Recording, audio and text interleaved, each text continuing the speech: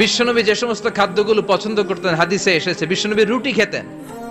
খেজুর খেতেন, খেজুর, খেজুর চিনেন, বালাহ, তামার, দুধ খেতেন, এই মধু খেতেন, জব খেতেন, বার্লি খেতেন, লাউ খেতেন, রুম্মান, ডালিম ফল, আনার ফল, আনার চিনেন, আনার, এই আনার খেতে পছন্দ করতেন বিশ্বনবী। মাশরুম খেতেন, মাশরুম, মাশরুম চিনেন, ব্যাঙের ছাতার মতো,